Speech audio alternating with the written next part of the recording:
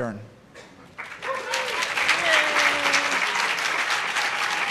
Thanks, everybody. How you doing? Can you see me? I can't really see you. There's a microphone in my face. It's nice to see you. I'm going to try to shorten my talk. I know it's still allow room for questions at the end. Hi, everybody. If you don't know me, my name is Becky Stern. I'm the director of Wearable Electronics at Adafruit Industries, a DIY electronics kit company here in New York City. It's okay? And we make parts and sensor breakouts and tutorials and source code for makers and hackers to build their own technology and mod the stuff they already have. But my passion is combining electronics and crafts to make unexpected, useful, self-expressive, and mischievous wearable electronics. You good there? Okay. But in addition to making stuff with electronics, I'm no stranger to using fashion as a hacking tool for culture. This is a project I volunteered on called Wall Suits, where we brought a whole bunch of donated business suits for men and women to Zuccotti Park for the Occupy Wall Street protesters, and we offered haircuts and a changing booth to transform their look so that their appearance might be more palatable to those they wished to affect, so their message would be more likely to be heard. And there's me down in the corner there at the pants hemming station. So to me, the definition of disruptive wearable technology is the application of science that disturbs or interrupts an activity. I'm not so much talking about the definition of disruptive that means like groundbreaking or innovative, because obviously most of these things will already do that, but the ones that interrupt or disturb. They can, disruptive wearable tech can solve some problems, probably by creating some problems. If you took the subway here, maybe something like this could have helped you. And the projects I'm going to share with you today cover like the last 10 years of the creative use of technology that impacts culture, things that you wear on your person. This is the creative misuse of some anti-bird technology from the garden store implemented by a student in Singapore named Su-Ming Cheng. I think that wearables have the potential to inspire us, protect us, express ourselves, and give us real-life superpowers. And a lot of that hacking the body culture comes from our favorite place, MIT. Up here we've got Steve Mann with, some people call him, whether you agree with it or not, the grandfather of Google Glass, Leah Beakley, the inventor of the LilyPad Arduino, Aya Badir, founder of LittleBits, and my boss, Limor Fried, who, in her spare time likes to make cell phone jammers. There's other places, a lot of academic places, but I think the main place that a lot of this culture comes from is MIT. NYU's interactive telecommunications program lately, when I went through my slides, was like, wow, there's a lot represented there. And so we'll just dive right in. I'm going to show you a bunch of projects. And they're more or less in chronological order. We'll take it back to 2005 from the old Afrotech Mods site. Raise your hand if you're a big fan, yeah. I had to fetch this from archive.org because the site's a lot different now. These are the Pika shoes. They have an ion generator in the sole of the shoe, and it helps you build up a static charge so that you can shock people by touching them. And they're not very, we're going to go through and see maybe things get a little bit more fashionable, and I'll talk about fashion at the end, but these are definitely mischievous, right? And they're useful, and they give you that superpower, like Pikachu. It's hard to get these parts. I've been told it's hard to get the ion generators now, so that's one reason you can't build this project yourself right now. But it is a how-to guide. This is Random Search by Aya Badir. It's her thesis project from MIT, and it's an undergarment that records the location and pressure of the way you're touched during a secondary screening at the airport. And she did a lot of research to make this garment undetectable by X-ray so that she could wear it through the airport and not be secondarily screened because of the project, but rather. So she used those are conductive Velcro up there, and then these are the fabric sensors that she did to test there. Here I have a little video. Oh, sorry. We'll play the video. Oh, teaser. So, as a Middle Eastern woman, she felt extra targeted and then powerless to, complain if someone touched her inappropriately, and she was secondary screened, all the time. And so this garment gives her the power to track that misconduct.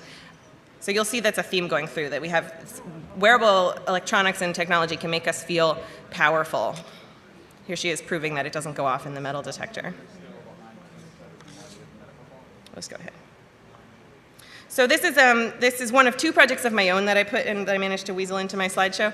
This is the laptop Compu body sock. Maybe you've seen it before and you didn't know I made it. Well, because it's popular on the internet, but I made this. I knit it with my own 2 knitting needles. I made it as a sculpture, an art piece. I was in grad school, and I wanted to sort of highlight the attention space that you have when you're using the computer, like nothing else matters. And but the fun thing about art is that the meaning is whatever the viewer decides it is, right? And I'm big into that. Like, if whatever your interpretation of is art. So if you feel like you don't get art, you go to the museum. It's whatever you think it's about, and it's the artist's job to sort of like raise questions that make you get gears moving in your head. And that means that once it's out there in the world, on the internet, like, commentary happens. You know, like, I didn't think it was for porn, but I guess that's what it's for. But really, when I made it, I wanted to, my fingers were cold when I was typing, and I wanted to make a keyboard cozy, and then I just like couldn't stop knitting.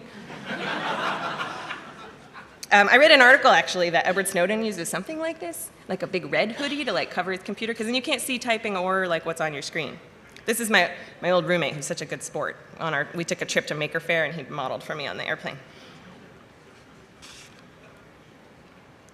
This next project is the iWriter. It's by members of Free Art and Technology, or FAT. I'm also a member of that group, but I didn't work on this project, so it doesn't count as mine. Yeah, FAT Lab. And it's the iWriter is a pair of eye-tracking glasses that let this paralyzed graffiti artist draw again. And I think it's really powerful, and it's made with DIY tech, low cost, stupid camera, IR LEDs, cheap plastic glasses. And I have a little video about that. Oh, I didn't bring sound. We didn't bring sound with me. I forgot to tell them that I need sound. This is okay. It doesn't need sound because it's just music. You can hear it? It's just music. It's just, oh, because of the microphone. It's just music. But it gives me a little break.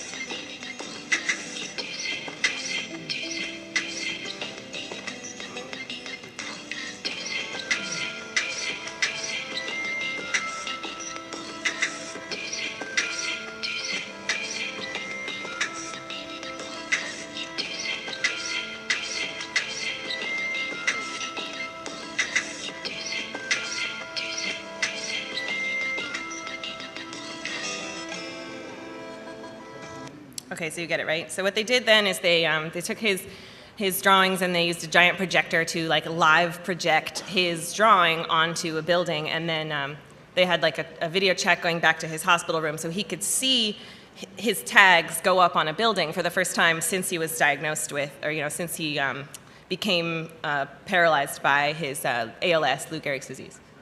So I think that's super powerful, right? This wearable, this low-cost DIY tutorialized wearable technology has the power to improve the quality of life as we all live longer and our physical bodies fail us. And that how-to guide makes it so that anybody can hack or extend or use this for their own purposes. This is the second of my own projects. I promise it's the last one. And it's the TV Be Gone jacket. So many of you guys probably know what the TV Be Gone is. It's a small electronic device that turns off all of the televisions. It's just a simple infrared remote. It was invented by Mitch Altman, who's here downstairs teaching an Arduino workshop right now. And he teaches all over the world. And then also the kit was co-made by my boss, Lamore Freed, who's in the front row. Hello. And the kit, you put it together, it's a little handheld remote, right? And I would bring it, I was in grad school in Arizona, and there were TVs in every restaurant. And I don't just mean like just the chain restaurants, every restaurant. And I'm not talking about using this at a sports bar, but I'd go out to eat and bombarded by pixels. And like many people with ADD, I have trouble focusing on who's with me if there's like a screen in the room. So I would turn it off all the time, but like the wait staff would be like, what are you doing? And they'd see the TV turn off and they'd go and turn it back on, or they'd ask me not to eat there. That actually never happened. I never got kicked out for TV begoning. But I wanted to make it more stealth, and I didn't want to have these awkward interactions. And if people weren't usually watching it, so if I could get it to be off, they wouldn't notice it was off until after I left. So I sewed it into the lapel of my sweatshirt and had the infrared LEDs pointing out the front. And infrared light is invisible to the human eye, so it just looks like rhinestones or whatever other studs you've got on your jacket. And then the battery's in the pocket, and then I used conductive thread to connect to the zipper, and that acted as the switch. So when I would just come into a restaurant, I could just unzip my jacket, hang out for a little bit. The device would be like, Sony off, Samsung off, Panasonic off, and it would get to the code of those TVs, they'd turn off, I'd remove my jacket and enjoy my meal. I liked it so much I made it again into this black jacket you see. And I want all my jackets to be like this. And you can do that. There's a lot of wearable tech now that they want you to try to wear this one thing all the time. And that's because it's still kind of expensive. But really, you don't wear the same thing all the time. You wear different jackets. And the TV Begon is inexpensive enough that you could put it in all your jackets. There's a tutorial online. It also gives you that stealth superpower, right? And scratches the mischievous itch. This is the Anti-Paparazzi Clutch by Adam Harvey. He might be here, hey, if you're here. And I'm sharing a lot of his projects today. And what it does is it talk about giving agency over your physical space. This is for celebrities or other people who don't want their flash picture taken. It has a high-powered LED and a sensor to react to camera flashes, kind of like a slave flash if you're into photography. And it'll flash back and kind of obliterate your face. So you can kind of hold your purse up to your face and then make those images unusable by the very real, physical, paparazzi photographers are often quite aggressive. This isn't a DIY project. He doesn't offer instructions. In fact, you can't even really see what it's made out of in these pictures, right? You can't even see that it's a purse. And while I wish he'd make more tutorials, I do think that this has a huge cultural impact because it creates celebrity appeal, right? And we worship celebrities, and even if we don't worship celebrities, the things that are appealing to them are forced into our daily lives all the time through media. And I think that's important because it makes people see that fighting tech with tech is an option. And they might be inspired to try that themselves. If you went to Greg Horton's surveillance talk yesterday, this is the only slide we have in common. This is the CV Dazzle, which is Adam Harvey's ITP thesis project. It's hair and makeup that makes you undetectable to facial recognition software. So you get surveilled, and then that footage gets put through some facial recognition software to sort of identify the people, match them up to certain time steps, match them up to a different database to identify who they are, establish continuity when there's multiple security cameras in a space. They can use facial recognition software to say, oh, okay, then he went to camera 4. It uses the bridge of your nose and the position of your eyes, the symmetricality of your symmetry of your face to detect whether or not you're a face or not a face. And so he found out that if you styled your hair in a certain way and you put asymmetrical makeup on, that your face can't be detected by the facial recognition software. This is the top pictures, that op-ed that they did in the New York Times about his work. And I think it's really interesting because this stuff that blocks your facial recognition, it looks a lot like this, right? And this is just personal expression. So if this could be, if you saw someone wearing this down the street, you might think that they're just like this. But maybe they're trying to hide from surveillance cameras. And I think it's really cool that there's an invisibility to it, even though it's of course very visible. It could pass for something that's culturally okay right now, which I think is really neat. And finally, I can get that bridge of the nose piercing and explain to my mom that no, it's cool. Just put a feather in it, and then the cameras can't see me, Mom. That's why I got it. It's my next one, my next facial piercing. This is the no contact jacket, and there's a video. It also has sound, but the sound's not that important.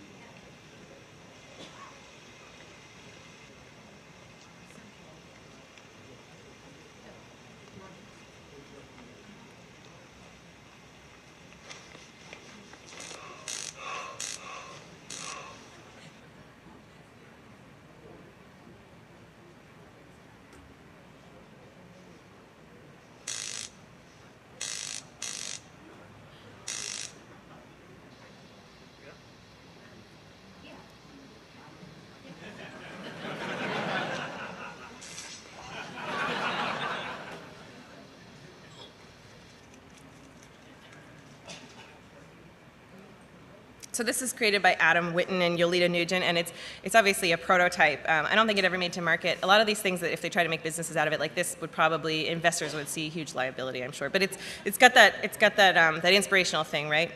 And it gives you a superpower, makes you feel powerful in an otherwise powerless situation.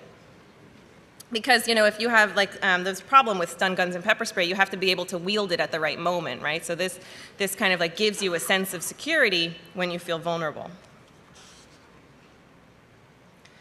This is the Emergency Amulet by Kiveli Venzani, who's also an NYU ITP student. And it calls 911 when you break the glass vial. Similar to the previous one, it helps you call for help. And feel like you've got this physical representation of something safe. People often wear like a cross around their neck, right? I'm not one of those people, but like it gives you, people wear things that have symbolic meaning to them, and this has a symbolic meaning that, like, if you ever needed it, it could help you out. So now we get into more anti-surveillance. This is the CCD Me Not umbrella by Mark Shepard. And so security cameras, the software they run the images through, they're looking for faces, but they're also looking for people, right? Like they don't want to bookmark video points that's just birds. They want to see, like, if there's a person coming and going, getting unauthorized access to some place. So what this project does is it helps you obfuscate your human form and transform your silhouette on that security camera while also blotting out your face. Again, infrared light's invisible to the human eye, so this is what it looks like to you on the left, and this is what it looks like to a security camera on the right. And here's another image of it from a security camera on the left there. And you can see how it totally, while it doesn't completely overwhelm the camera the same way that the flashy purse does, it does change the human silhouette, which might fool the software into not thinking it's a human and thinking it's just a bird or a car or something else they're not looking for. There have been experiments with headbands with infrared LEDs, and boy, I really wish this worked. I really wish it did. I want to tell you that it works, but I'm going to show you a video that proves that it kind of doesn't. That's why the umbrella is a really better idea. This is Randy Serafan, a good friend of mine and member of Fat Lab as well, experimenting with infrared LEDs. There is no audio on this video, except at the end.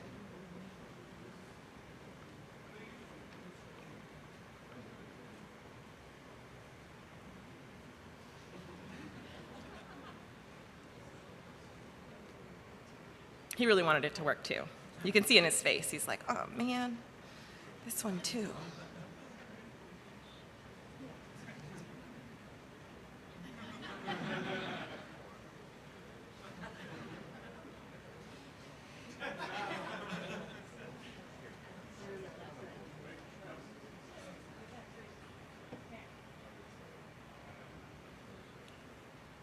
So it's not reliable, right? And the title of his blog post is, I included it for your amusement, wouldn't bet my life on it.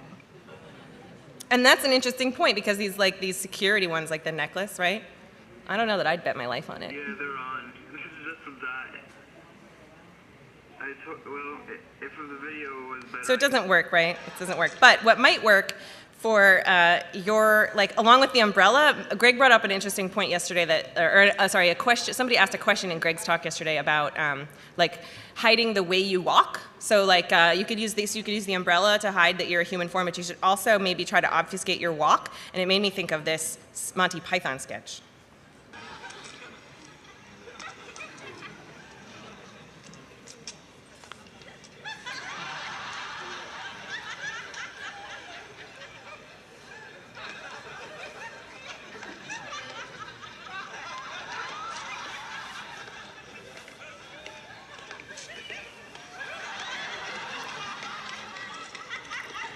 So I mean, it's a funny sketch, and it's from before we were talking about. It's definitely not anti-surveillance in mind, but it could work if you had the umbrella and the Ministry of Silly Walks, invisible to security cameras. Here's another Adam Harvey project, more recent one called Stealthwear, and it's garments that hide your mid-wave infrared or your heat signature from surveillance drones, not cameras. We're not talking about privacy of our identities, but sort of privacy that could protect our lives from a state-controlled threat. And that's why you see it sort of you see the burqas there because of the, sound, thanks. That'll come in handy. We have one video at the end that has sound, so that's nice. And so, it's culturally, okay. It's like culturally relevant, he's trying to be culturally sensitive, try to put it in perspective, like make you understand where it's supposed to be used. And we do realize that if thermal emissions are blocked, your body will overheat pretty quickly. So it might not be suitable for like wearing for a long time and in all climates, but like maybe you need to go to the store. You can see here the figure in the center of the frame is wearing the burqa, and you can only see the heat signature on the legs. So quite effective for short periods of time. This is a collection called Wearable Solar by a fashion designer named Pauline van Dongen. She's Dutch. And I don't know that it's not mischievous, it's not really devious in the way that some of these other projects are, but I think that presenting the idea of carrying your own energy source as a like fashion and desirable and like it might even be sexy is pretty powerful, and we haven't really seen a lot of that yet, and I think we'll be seeing a lot more of it soon. I don't know that I would wear a black jacket out in the sun, never mind long enough to charge my phone. But the fashionable presentation here is what's key because it's culturally relevant. You're seeing like it's not just hackers and nerds. Like this is real fancy fashion. You can tell by her eyebrows. This is the CHBL jammer coat by Co-op Himmelblau, which is an Austrian architecture and design studio. And it's created for an exhibition, and it is a commentary on data privacy. It's made with conductive fabrics that block cell phone, Wi-Fi, Bluetooth signals, so that you can be sure that when your phone is off, your location is not actually being tracked, that none of your devices are being broken into. And it's a nice snuggly coat that keeps you safe from those scary data thieves. And here's another line of cell phone blocking clothes designed by Kunihiko Morinaga. And you'd think it's also a commentary on data privacy, but and like I'm all about EMF blocking fashion. But it was actually an advertisement or stint by Trident Gum, who thought that like if you spend all this time on your phone, you don't spend time interacting with your fellow people, and during that time when you're interacting with fellow people, you might be more likely to chew gum. And I mean, I love the idea that the shiny aesthetic could become popular because it represents data privacy. So like, because it's hard to make conductive fabrics not shiny and still do the job. So maybe material science is going to get there, but for now, like I love that. I'm wearing shiny clothes because data privacy. And I think that this type of thing is a palatable entry point for a lot of people who might even be not ready for this, to understand what this means. But they get this. They're like, I wear pants, I wear shirts, I wear dresses, although I don't see any pockets on this dress for your cell phone. And likewise, these are cell phone blocking pockets, and there are a lot of them, both DIY guides. I did a DIY guide. Aaron Barthol in Germany did a DIY guide. Adam Harvey did the off pocket. And before data privacy was the hot button issue, it was about cell phones, which are also a transformative and disruptive wearable technology, transforming our culture and interrupting it in a way we didn't anticipate. So those are the two things, right? Like protect your privacy of your data and counteract the social interruption with an overt gesture. Like this one on the lower right, it says my phone is off for you. And so I can imagine, you right before you sit down to dinner with your date and you wrap your phone in the handkerchief and you set it on the table, and that that like really makes it clear that you're interested in whatever dumb thing your date's cat's been doing. So while these things can protect against data privacy and or protect your privacy of your data and make you feel like you're not being tracked or your camera's not filming you, and do this social gesture of like I'm paying attention to you, I'm not paying attention to my phone. I think that in the future there's going to be a more imminent security threat with this kind of more imminent need to block out signals from your body, not just from your phone. And that's because I watched this really creepy video from Stanford where they're researching midfield wireless energy transfer. So like, how inductive charging, you can inductively charge your phone. It has to be really close. They're working on extending that distance a couple inches so that medical implants can be made a lot smaller and put the large bulky battery on the outside of your body. And the video talks about how they can potentially cure Parkinson's or chronic pain by like putting these little implants on your nerves, or in your brain, places that were much too tight to put any implants or make implants before because they had these big bulky batteries. So I'm a little nervous that you might need one of these coats to prevent someone from like hacking, like, you know, creatively misusing your body implants in the future. Because if you are known to have one of these and someone wants to mess with you, they could probably like hurt you pretty bad if they created a device that used that mid-range wireless energy transfer to do something not so nice. Did you guys read Diamond Age by Neil Stephenson, science fiction book? They're all about nanotech, and there's these nanobots, and like when you get convicted of a crime, they inject these nanobots into your bloodstream, and there's no fence on the prison. It's just that if you walk too far out beyond the beacons, all the nanobots explode at once. So like, could that jacket help you escape from that prison? Or similarly, you know, fight back against the man? Here's my video that needs sound, so that came just in time. I've been told I'm supposed to keep it at 3/4. You may have heard this statistic in the news at some point. Every 26.2 seconds, a violent assault occurs in the United States. But did you know that almost half of those assaults go undocumented? And many documented cases are simply unprosecutable? Violent assault can happen anytime, anywhere. And no matter how prepared you think you are, effectively responding requires you to anticipate your attack. That's near impossible. So attackers go free. Emergency response times are long, and rarely is there evidence collected that can actually be used to close such a terrible chapter in someone's life. The good news is, this is about to make it possible for violent assaults to be documented. Looks like a hair clip, right? Well, look closer. What you don't see is a tiny high-tech sensor that is only triggered by the forces that create injuries. A Bluetooth signal emitting from the sensor that instantly turns on your smartphone microphone and camera. An app that immediately starts transmitting evidence to a monitoring station. And a monitoring station that is able to provide the quickest way to help by communicating exact GPS coordinates. But it's just a clip, right? Wrong. This is safety. This is security. This is proof. That's about as much of that as I can take. You guys are with me on that, right? This is the First Sign hair clip by Rachel and Arthur Emanuel, now in partnership with Mace brand, which is kind of interesting. It's like a funded Indiegogo that hasn't shipped yet, so we'll see if it actually, you know. But it's like an accelerometer and a Bluetooth module, just like that same device, the similar device you put on your mountain biking helmet when you go out mountain biking. We did an Adafruit teardown of that one. This commercial makes me really uncomfortable. Did it make you guys uncomfortable? Because it uses fear in its marketing, right? And the idea that like a violent assault could happen anytime, buy our shit.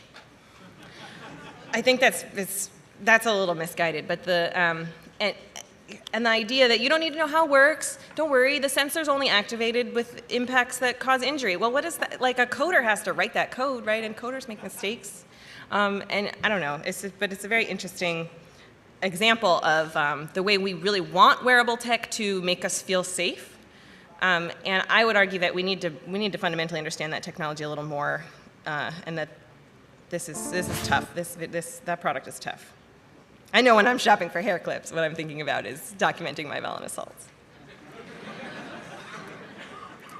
But I think that it is easier to creatively misuse something that's popular and out there, right? Because there's more people with their hands on it, more people trying to use it for different purposes. This also has sound, but it's just Japanese song.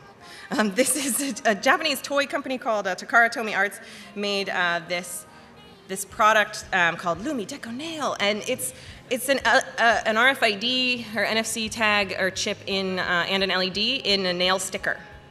And you can buy these in Japan now. I'm trying to find a place to order them online. I can't yet, but it's just fun for Japanese schoolgirls or whoever else wants to wear it. And like this commercial is presenting it as like, isn't it so fun? Oh, sorry. Isn't it so fun to have your nails light up when you use your transit pass, or when you're on the phone, or when you're like using an RFID door access card? Isn't that so cool? And I love that, because the more cool it is, the more like outwardly cool people think this kind of stuff is, the more like fun stuff will happen in the future using this kind of technology. I think that if you replace it with an infrared LED, you could write an app that like when you go like this and flash it, it turns off the TVs, right? They have TV vegans on the brain all the time. I would like to do that. I put an RFID tag in my nail polish just to unlock my phone. Pretty fun. But my point is, it's easier to creatively misuse something that's popular. So I hope this becomes more popular. And this is the reason, right? I think that it's important for technology to be presented in a more fashionable context so that it appeals to a broader audience. This is a Raspberry Pi heads-up display, and this is Diane von Furstenberg wearing her Google Glass with her custom Diane von Furstenberg sunglasses. There's room for both of these things. And I think we need more designers to present technology in a way that makes you want to wear it to reflect your personal style. There's infinite personal styles, so that means there need to be infinite wearable technologies to appeal to all of those styles. Because instead of a device you hold in your hand, wearable tech really, when you put something on your body, it says something about how you want to be seen in the world. So I think we're going to see stuff get less visible or more fashionable. So like we could have Google Glass, we could have like the Google Glass contact lens for firefighters who need their hands free, and I hope we have more fashionable representations of things that make you really want to put them on your body. So I mean, I think that disruptive wearable tech has the potential to transform crime, give us, make us feel like we're real life superheroes, and make our sensors work for us. And when stuff becomes, you can tell something has critical cultural impact when there starts to be anti-it.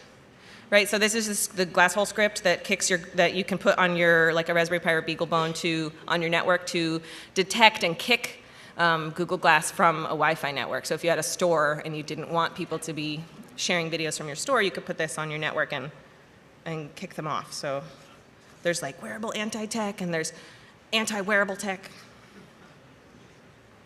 But I really want to encourage you guys to please creatively misuse this technology. This stuff kind of sucks.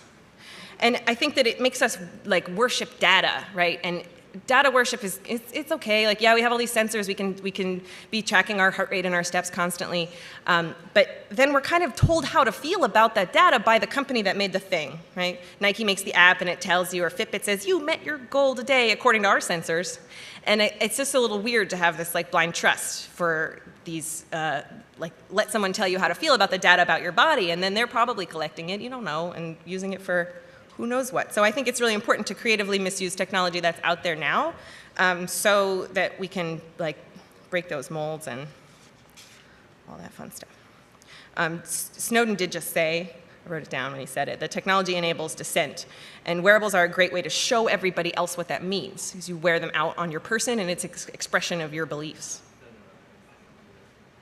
I will close with this with no comment.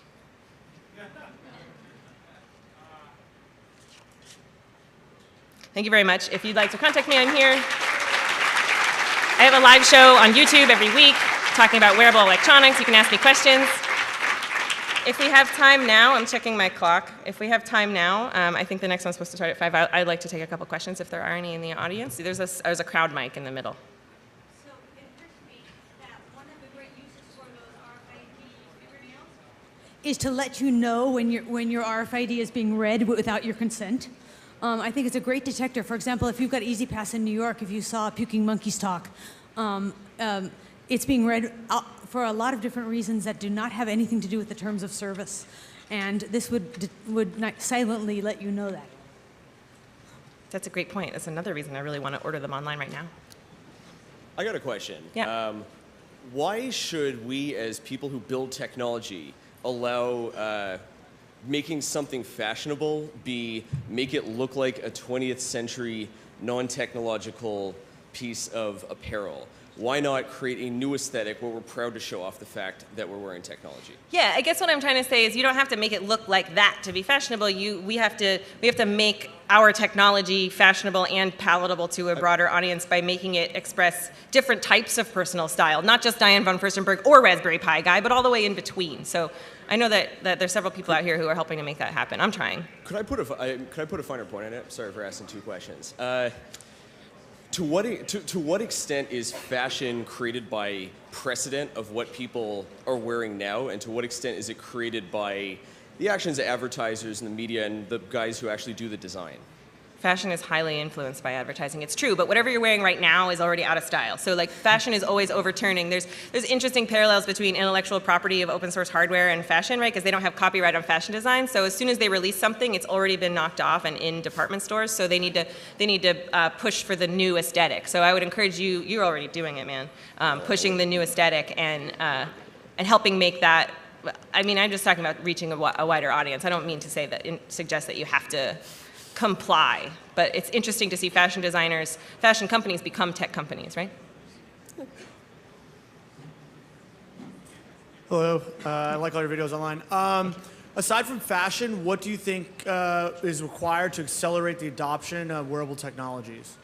I think my job at Adafruit is I'm doing that, right? I'm trying really hard to make like teenagers want to learn how to program because they want their prom dress to light up when they dance. I think that's really important. Education and tutorials about technology and showing, because people need to be inspired, and so in making projects that inspire a new group of people who might not have been exposed to the idea that they can create their own technology.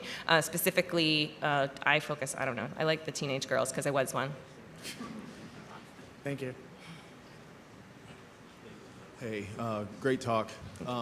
So in healthcare, with some of these newer emerging like wearable healthcare devices that consumers are buying, things like not just like activity monitors, but even some of these glucose monitors and things like that. What do you think that does for like the social contract between care providers and patients now? Like where's that social contract going to start changing?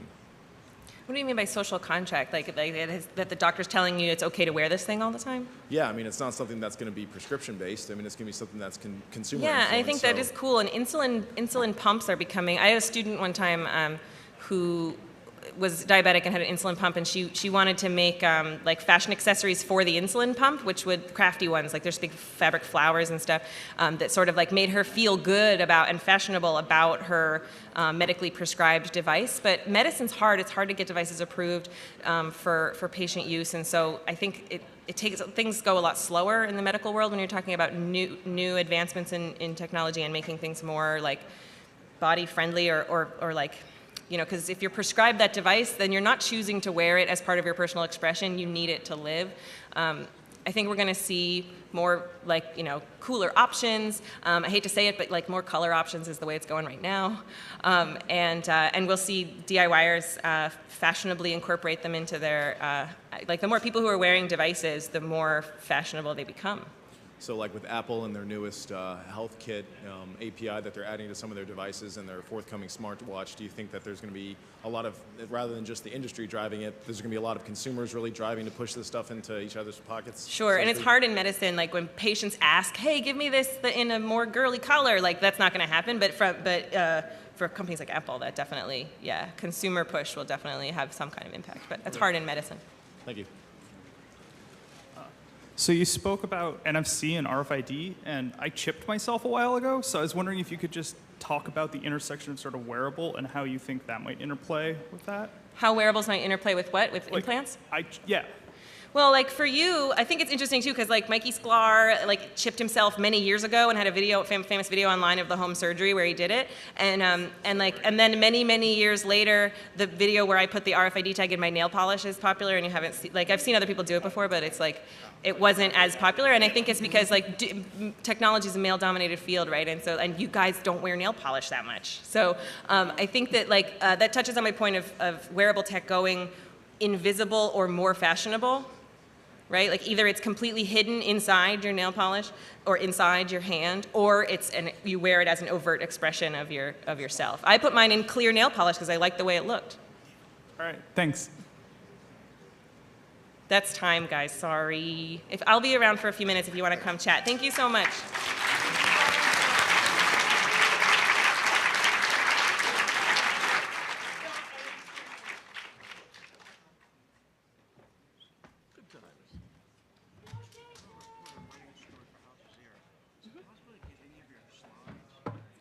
Sure. Give me your card, or take my card and send me an email. Or disturb. They can, disruptive wearable tech can solve some problems, probably by creating some problems. If you took the subway here, maybe something like this could have helped you. And the projects I'm going to share with you today cover like the last 10 years of creative use of technology that impacts culture, things that you wear on your person. This is the creative misuse of some anti-bird technology from the garden store implemented by a student in Singapore named Su Ming Cheng. I think that wearables have the potential to inspire us, protect us, express ourselves, and give us real-life superpowers. And a lot of that hacking the body culture comes from our favorite place, MIT. Up here we've got Steve Mann with, some people call him, whether you agree with it or not, the grandfather of Google Glass. Leah Stern. Thanks, everybody. How you doing? Can you see me? I can't really see you. There's a microphone in my face. It's nice to see you. I'm going to try to shorten my talk and I'll still allow room for questions at the end. Hi, everybody. If you don't know me, my name is Becky Stern. I'm the director of wearable electronics at Adafruit Industries, a DIY electronics kit company here in New York City. Is it okay? And we make parts and sensor breakouts and tutorials and source code for makers and hackers to build their own technology and mod the stuff they already have. But my passion is combining electronics and crafts to make unexpected, useful, self-expressive, and mischievous wearable electronics. You good there? Okay. But in addition to making stuff, Beakley, the inventor of the LilyPad Arduino, Aya Badir, founder of LittleBits, and my boss, Limor Fried, who, in her spare time likes to make cell phone jammers. There's other places, a lot of academic places, but I think the main place a lot of this culture comes from is MIT. NYU's interactive telecommunications program lately, when I went through my slides, was like, wow, there's a lot represented there. And so we'll just dive right in. I'm going to show you a bunch of projects. And they're more or less in chronological order. We'll take it back to 2005 from the old Afrotech Mods site. Raise your hand if you're a big fan, yeah. I had to fetch this from archive.org because the site's a lot different now. These are the Pika shoes. They have an ion generator in the sole of the shoe, and it helps you build up a static charge so that you can shock people by touching them. And they're not very, we're going to go through and see maybe things get a little bit more fashionable, and I'll talk about fashion at the end, but these are definitely mischievous, right? And they're useful, and they give you that superpower, like Pikachu.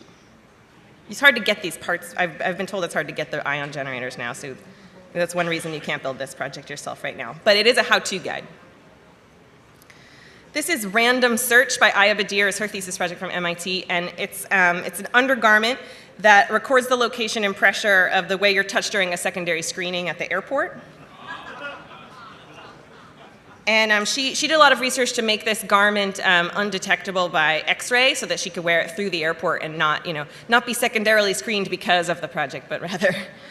So she used those are conductive Velcro up there, and then these are fabric sensors that she did to test there. Here I have a little video. With electronics, I'm no stranger to using fashion as a hacking tool for culture. This is a project I volunteered on called Wall Suits, where we brought a whole bunch of donated business suits for men and women to Zuccotti Park for the Occupy Wall Street protesters, and we offered haircuts and a changing booth to transform their look so that their appearance might be more palatable to those they wished to affect, so their message would be more likely to be heard. And there's me down in the corner there at the pants hemming station. So to me, the definition of disruptive wearable technology is the application of science that disturbs or interrupts an activity. I'm not so much talking about the definition of disruptive that means like groundbreaking or innovative, because obviously most of these things will already do that. But the ones that interrupt